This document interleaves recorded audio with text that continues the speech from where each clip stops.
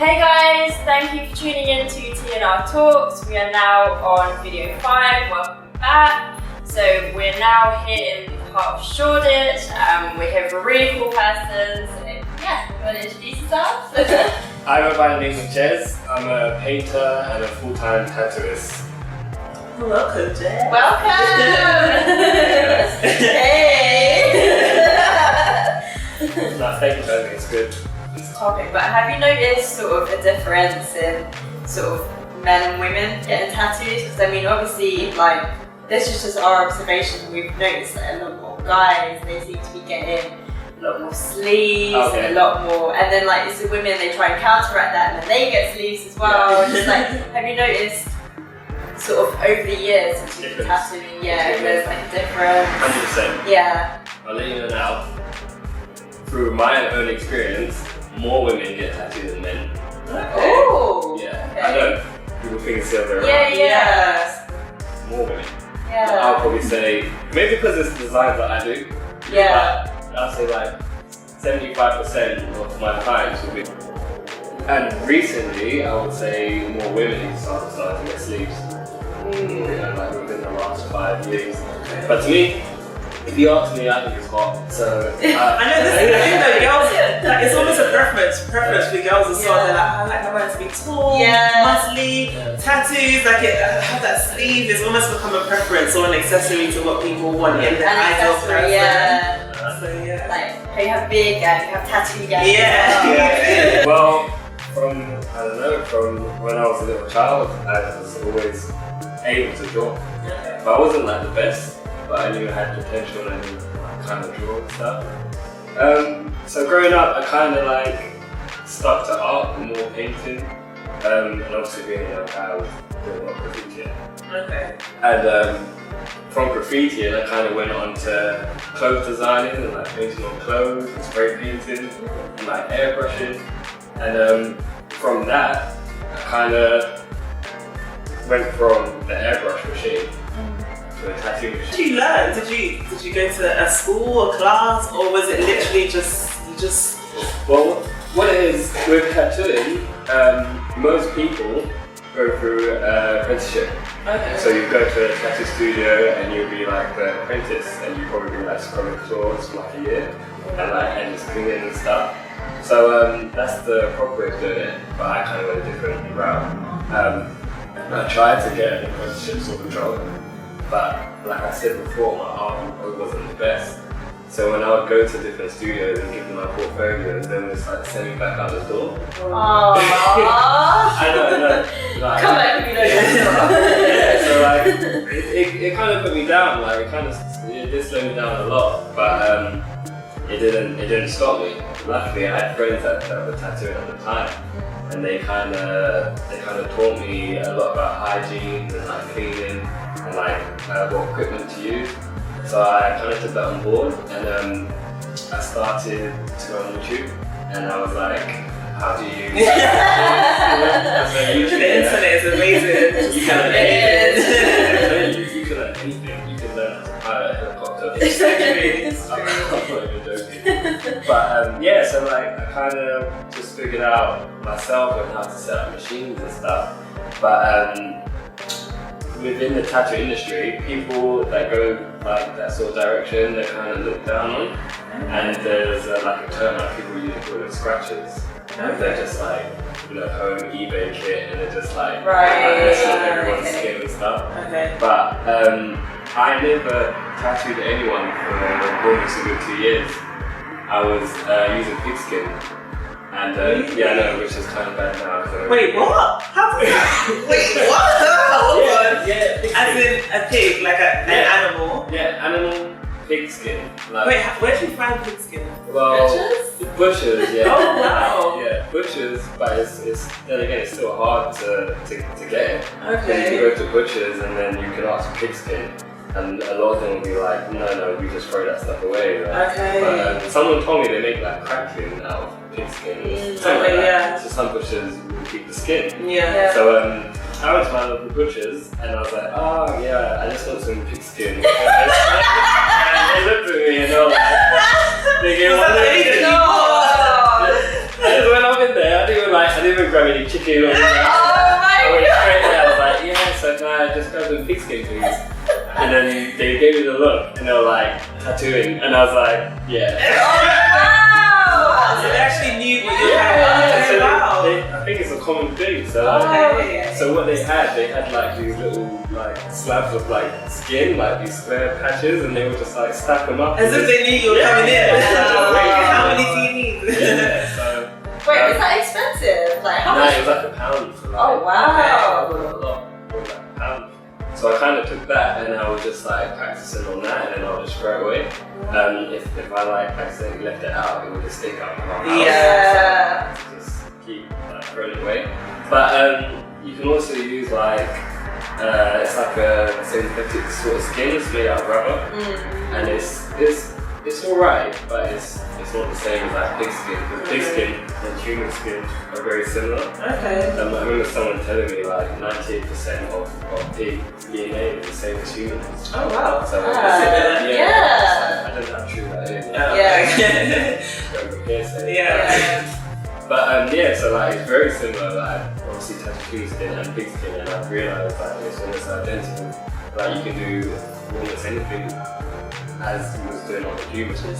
That's just blowing my mind. I know, I'm so pigskin. What did they think? Like obviously when you went for an interview or whatever, I don't know how you got it, but I mean like when you were saying like, I was speaking pigskin at home and stuff, like were they just like, or were they just normal? Yeah, it's like that's how everyone okay. So they were a bit accepting of it. It's not as if they were like. Yeah, no, they were cool of it, and then they kind of explained to me. You need to like tattoo on yourself before you start tattooing people, and then I just started my leg. I started to like tattoo myself because the only way you can actually like fully understand the depth and how deep to push a needle in is doing it on yourself. Right. Yeah, so I kind of was playing around with my leg for a bit. What? Does that not hurt? I'm such a boss when it comes to like needles and stuff. So I'm really intrigued. Like, how does that feel? To be honest, I thought it hurt less because it's kind of like self-inflicting pain. Yeah. So because I knew it was coming and it was stopping, so it wasn't so bad. Okay. And after a while, your neck just goes around and you just kind of get used to it. So. Okay. So what was your first tattoo? My first tattoo. On myself or on yourself? Let's do 2 questions. Yeah. The first tattoo on yourself. Okay. Alive. Okay, the first one on myself was treble clef music note. Okay. Just on my ankle. Okay. On your, you choose the worst place to tattoo as well. On your leg. And I was like, and then flipping it out, and then so that was the first one. It didn't go. It went alright. It could have been better. It was my first one. It was just a learning curve, experiencing. And then after I started to do a bit more, and then it kind of turned into a leg sleeve. And then, oh wow. It's just all finished, just line work right now, so I didn't actually finish it. But the first tattoo I'd done on someone was my friend's boyfriend. He was the guinea pig. And he didn't mind, and he was so confident in me, he let me tattoo his neck. Oh my gosh! I know.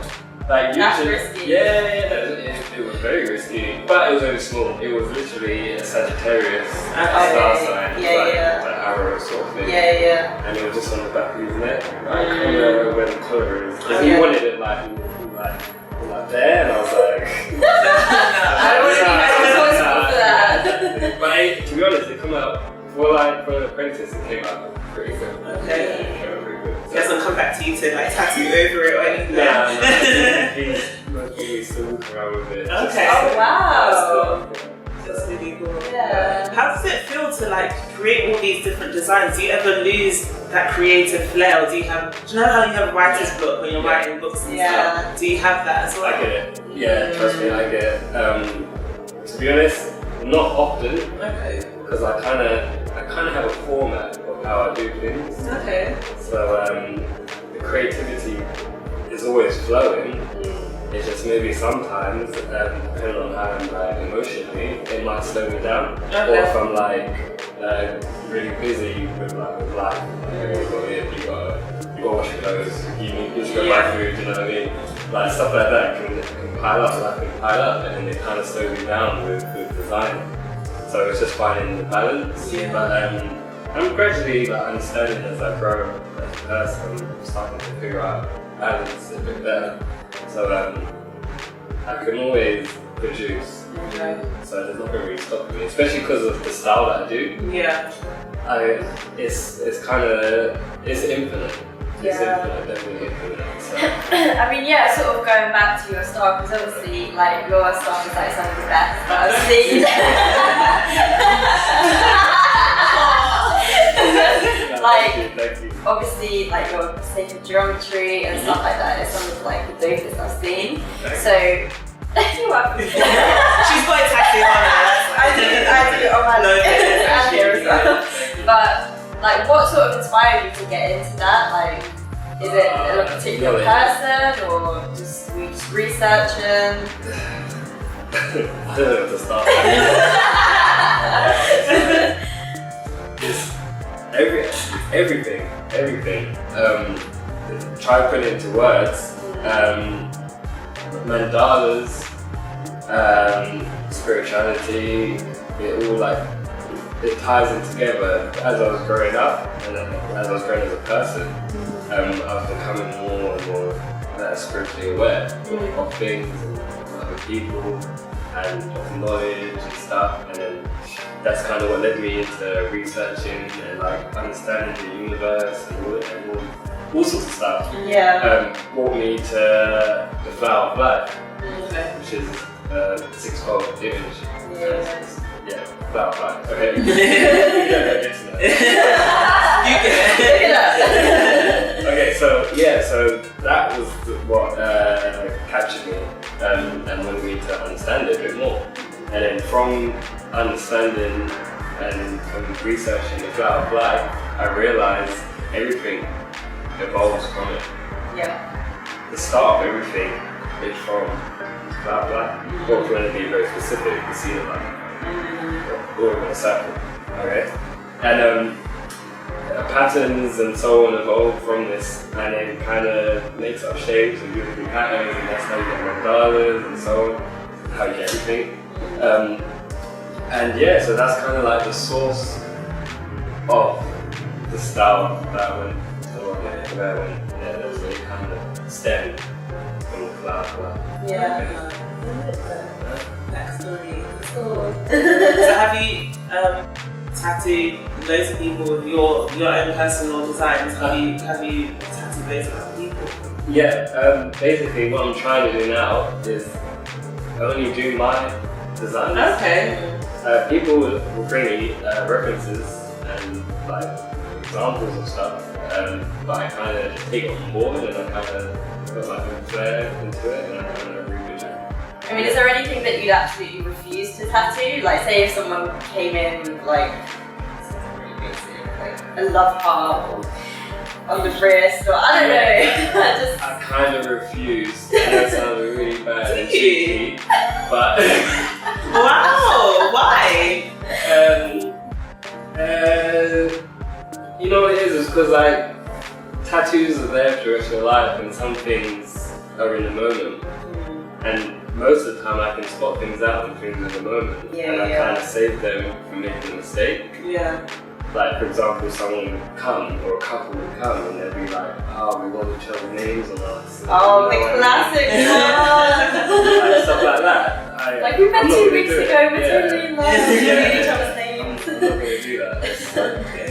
Maybe someone else do it, Yeah. but I just don't want to have that feeling of knowing that I kind of tainted. Yeah. Tainted, like, yeah. So I kind of just, I leave it.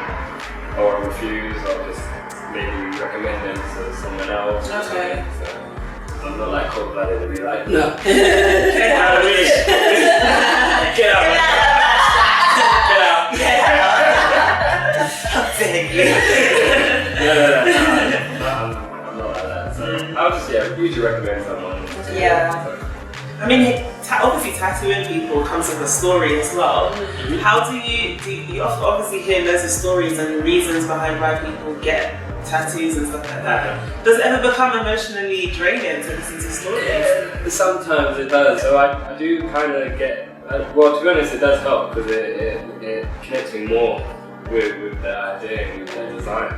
So it's not like it's a bad thing, I kind of see it as a positive thing. Even if it's like a sad moment or a negative moment, it's still, you can still flip it into something positive. Yeah. And it kind of like gives me like juice, you know, like, absolutely. You know, like gives me a bit of juice so I can actually put more like emotion into the design and stuff. And it's almost like a therapy session in a lot of ways. You're basically a therapist. Very therapeutic. Very. Like for example, even getting tattooed. Sometimes people really stress and they get tattooed. It kind of releases the stress and so on. So I kind of am a bit of a therapist. It's like a bonding experience as well, because obviously you get to know someone in such a short time. So obviously you're sitting there for 2 hours, like you got to talk. You can't just lay there. Not talking. I've actually noticed that, and because you're actually masking them for the rest of their life, you're actually now part of that person's life, and they usually, like I would say 99% of the time, they open up with like all this emotional like baggage that they have, and kind of like let it out.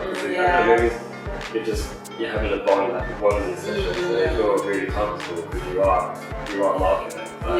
Whatever I'm doing on that person, they're taking it to their grave, but they're entrusting you. That's a lot. So I know earlier you kind of mentioned about finding that balance. How do you manage being self-employed, I guess, with family life as well? How do you kind of balance that out? I mean, obviously when you go home, you might still want to be creative, do drawing or all these different kind of things, or things are going on through your mind, or even if you've heard a story that day of someone divulging into, you know, why they got a tattoo. How do you kind of find that balance when you get home? I kind of like, that's a good question.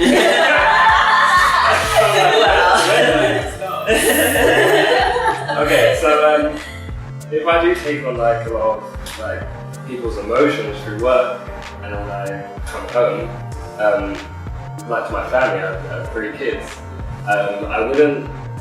I'll never take any emotion out on other people. Like, that's just wrong. So I naturally find a balance because I'm not the type of person, if I'm like miserable at work, I won't come home and then still be miserable. Like, if something like that happens in work, it kind of stays in work. And I'll never like show my kids any sort of anger or aggression that I get from other people, because you need to learn how to focus your thoughts and just humble yourself and just chill. I just need to just chat over the last few years. Tattoos are becoming more socially accepted. So I think people are starting to have more confidence with like going out to get a tattoo, whereas like maybe 10, 15 years ago, you got a tattoo, you went into work with like a tattoo, they'll be like, you're fired. You know? We'll cover that up. They'll get plaster and just like, you know what I mean? So I think because now people are like accepting it more, more people are getting it, and people are getting tattoos and like places that you can't really hide, like even like hands and stuff. You go to like a hair salon or some restaurants even in the area, you see them with like neck tattoos. And even like if you go to like some retail shops now, it's kind of like if you have a tattoo, they kind of employ you. It's like, I don't know, I think it's because we're in a time where everyone has tattoos, so if you see someone with a tattoo, you kind of feel more comfortable. Like more of a connection. So I think, And I think in an ever-changing world as well, people are more like, this is how I want to be and express myself, and everyone has to be more accepted to that. I think that like years ago there was more of an ideal type of person or ideal type of family, whereas now you can just be you, take it or leave it. So I think a lot of people have the attitude to it nowadays. Definitely. Like, you should never be afraid to be yourself. Like, I always say that to everyone. If you want a tattoo, go get a tattoo, but just be sensible